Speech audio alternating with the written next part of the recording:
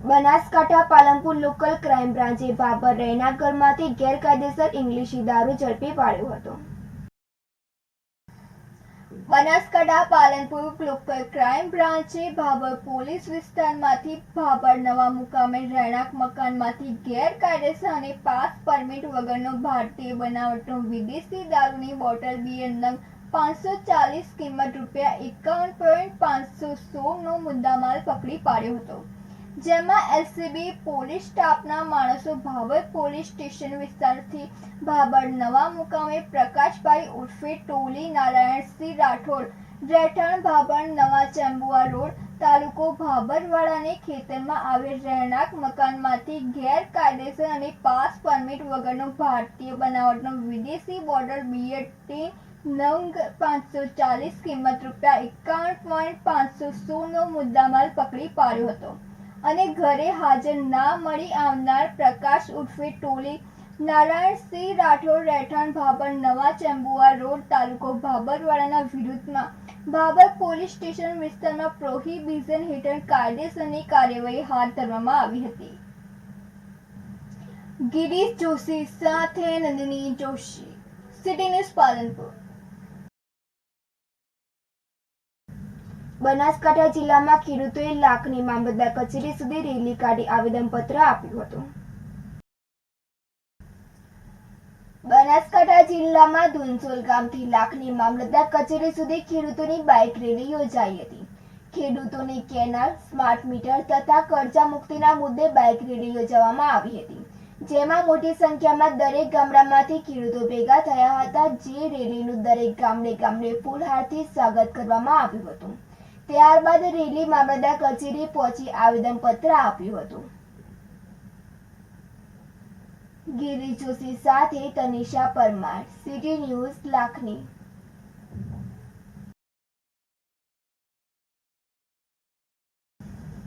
કુવૈતથી 18 દિવસ બાદ વધુ 2 જણા આજે પરત ગુજરાતના સાબરકાંઠા પહોંચ્યા હતા.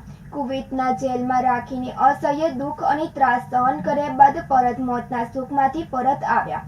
ત્યારે હજી પણ ભારતના 5000 જેટલા લોકો જેલમાં છે. ત્યારે ભારતીયોને બચાવવા માટે દ્રઢ ભાવના ભાજપના કાર્યકર રમણભાઈ પટેલ દેશના વડાપ્રધાન તથા ગૃહમંત્રીને મીડિયાના માધ્યમથી આજીજી કરી રહ્યા છે. કુવૈતમાં 1 મહિના પહેલા બિલ્ડિંગમાં આગ લાગી હતી. જે આગમાં 42થી વધુ ભારતીયોના મોત નીપજ્યા હતા. જેને લઈને કુવૈતની સરકાર પર આકરી બની ગઈ હતી અને ભારતમાંથી વર્ક પરમિટ માટે ગયેલા લોકોને તેમને બિલ્ડિંગ ખાલી કરાવવાનું અલ્ટિમેટમ આપ્યા બાદ લાઇટોની સવલત બંધ કરી હતી.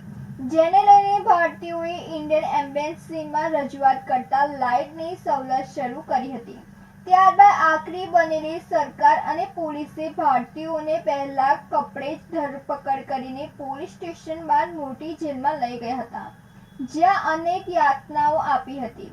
ત્યારે વિજયનગરના ડઢવાવ ગામના 18 દિવસ બાદ આજે પરત ફરેલા 7 વર્ષથી હિમાંશુ પટેલ અને 20 વર્ષથી કુવૈત ગયેલા કમલેશ દરજીએ તેમની આપવીતી જણાવી હતી. જે સાંભળતા જ ઇન્ડિયન એમ્બેસી પરથી વિશ્વાસ ઉઠી જાય તેવો ત્રાસ ત્યાંની પોલીસ દ્વારા આપવામાં આવતો હતો. ડ્રગ માફિયાઓ અને હત્યા કરનારાઓ સાથે જેલમાં રાખવામાં આવ્યા હતા. જમવાનું આપતા ન હતા. આવતા જતા પોલીસ કર્મીઓ માર મારતા, લાતો મારતા, ઊભા કરીને 3 કલાક ઊભા રાખતા. રાત્રે આવીને માર મારીને ગણતરી કરતા. શૌચાલય પણ જવા ન દેતા. બીમાર અને શુગરના દર્દી હોવા છતાં કોઈ દવા આપતા ન હતા. એમને ઓરિજિનલ પાસપોર્ટ લઈ લીધા બાદ સફેદ પાસપોર્ટ બનાવ્યા અને તે આપી કુવૈતથી મસ્કત અને ત્યારથી ભારતના દિલ્હી આવ્યા હતા. ત્યારબાદ તેઓ અમદાવાદ થઈને પરત વતને આવ્યા હતા. તો દિલ્હીમાં ભારતીયોને સફેદ પાસપોર્ટને લઈને ભારત સરકારે પણ ભારતીયોને 3 કલાક રૂમમાં બેસાડી રાખ્યા હતા.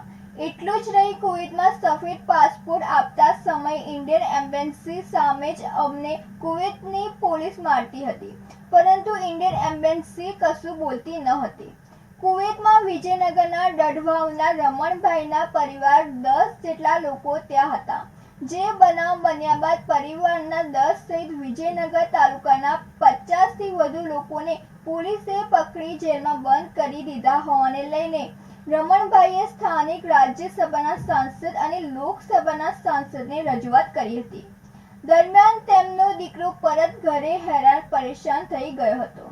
જ્યારે આજે તેમનો ભત્રીજો અને પરિવારજન એમ 2 જણા 18 દિવસ બાદ આવ્યા છે, તો અત્યાર સુધીમાં અલગ અલગ ગામના 15 જેટલા આવ્યા છે. ત્યારે કુવેત સરકારમાં ભારતીયોના ઓરિજિનલ પાસપોર્ટ લઈને સફેદ ઇમરજન્સી પાસપોર્ટ બનાવી ટિકિટ આપી ઈચ્છા થાય તેમ ભારત મોકલે છે. વર્ષથી કામ કરતો હતો ત્યાં, અને જ્યારે અમને પકડ્યા ત્યારે કોઈ જાતની મને કોઈ સારવાર થતી નથી. ત્યાં કોઈ જમવાનું પણ નહોતું મળતું. જમવાનું મળે તો પણ એક ખબૂસ, અને એમાં કોઈ પ્લેટ કે એવું કંઈ વસ્તુ નહોતું જેમાં અમે જમી શકીએ. જે હોય જેવું હોય તેવું જેમ તેમ ખાવાનું જમવાનું આપવાનું. ભાત કઈ રીતના હોય કાંઈ નહીં, જેમ તેમ આપી દેવાનું બધું. પછી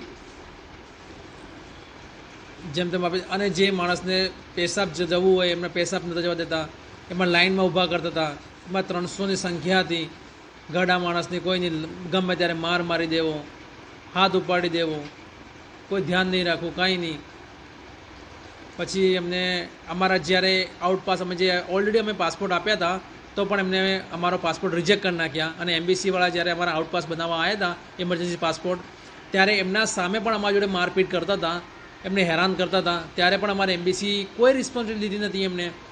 એમણે કોઈ એમના સામે થઈ રહ્યું હતું બધી આ ઘટના, તો બી અમારી એમ્બેસી અમને કોઈ ધ્યાન નહીં કે ભાઈ તમે શું કામ આવું કરો છો, કે શું કામ તમે હાથ ઉપાડી રહ્યા છો, શું અમને ગુનો કર્યો છે. અમારું ઓલરેડી પરમિટ હતું, તો પણ અમને જેલમાં લઈ ગયા હતા. અમે એવો કંઈ ક્રાઇમ નહોતો કર્યો, અમે અનલીગલી નહોતા, પણ અનલીગલી પણ નહોતા. અમારી જોડે પરમિટ હતું, બધું હતું. અમે કુવેતથી ઘરે કામ કરતા હતા અને મળવા ગયા હતા અમારા ત્યાં ફેમિલીવાળા જોડે.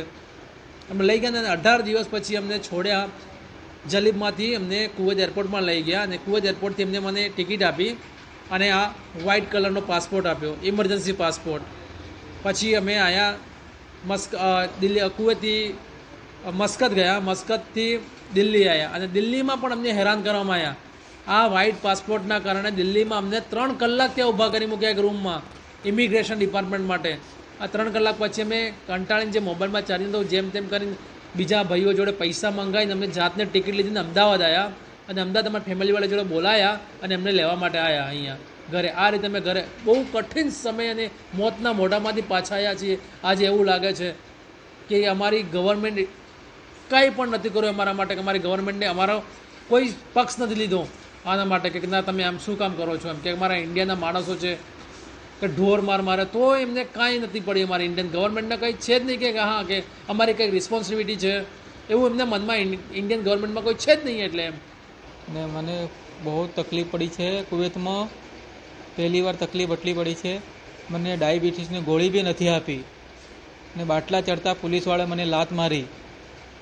2-4 વખત હું અમેરી ગયો હોસ્પિટલમાં કુવેત. પછી ખબૂસ એ કે ખબૂસમાં હાલતા પેશાબ બી નહીં કરવા દેતા, સુગરવાળા બીમારી. મને શક્કર બી આવતા પણ ટેબ્લેટ બી નહીં આપતા. કુવેતી મત્તાકામાં મારી શુગરની દવા પડી હતી તો કપિલ કુવેતી છોડાના આવી હતી તો भी ना बोला. भारत के लिए मैं आया हूँ, गवर्नमेंट टिकट दिया हमको और कुवैत से मस्तक आया, मस्तक से दिल्ली आया, दिल्ली से हमारी पोता की टिकट आया, हम પોતાની ટિકિટ કરીને આવ્યા અમે. જેને લઈને રમણભાઈ ભાજપના કાર્યકર્તા તરીકે અને એક પિતા અને પરિવારજનના મોભી તરીકે દેશના વડાપ્રધાન નરેન્દ્રભાઈ મોદી અને કેન્દ્રીય ગૃહમંત્રીને મીડિયાના માધ્યમથી હસ્તક્ષેપ કરીને ભારતીયોને પરત હેમખેમ લાવે, તેમના ઓરિજિનલ પાસપોર્ટ પરત અપાવે અને સહાય મળે તેવી માંગ કરી છે. તો ભારતીય એમ્બેસી સામે જ કુવેતની સરકારની પોલીસ ભારતીયોને મારે છે અને ત્રાસ આપે છે, જેમાંથી બચાવી પરત વતન લાવે અને બેરોજગારને રોજગાર આપે તેવી 2 હાથ જોડી વિનંતી કરી છે. કુવેતમાં કામ માટે વર્ક પરમિટ પર ગયેલા વિજયનગર ડઢવાલના લોકોને ભારતીય એમ્બેસી સામે ત્યાંની પોલીસ મારે છે, જેને લઈને ભારતીય એમ્બેસી લાચાર જોવા મળી હતી. જેને લઈને સ્થાનિકો અને વતન આવતા લોકો ભારતીય એમ્બેસી કરતા ફિલિપાઇન્સની સરકારને સારી ગણાવી હતી. આ મોતના મુખમાંથી પરત આવેલા લોકોનો કુવેતની પોલીસ અને ભારતની એમ્બેસી પર રોષ જોવા મળ્યો છે. ત્યારે ભારત દ્વારા પણ ભારતીયોને પરત ભારત લાવવા માટે યોગ્ય કાર્યવાહી કરવી જોઈએ. સુરેશ થોરી સાથે નંદિની જોશી, સિટી ન્યૂઝ વિજયનગર.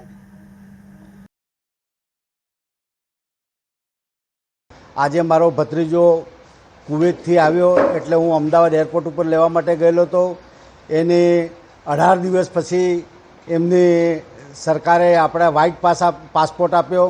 એને પાસપોર્ટ કાયદેસરનો પાસપોર્ટ હતો પણ વ્હાઇટ પાસપોર્ટ આપ્યો. વ્હાઇટ પાસપોર્ટથી પછી કુવેતથી મસ્કતથી દિલ્હી અને દિલ્હીથી અહીં અમદાવાદ આવ્યો. દિલ્હીના અંદર બી ત્રણ કલાક બેસાડી રાખ્યો કાકા મને અને બહુ હેરાન કરી નાખ્યો.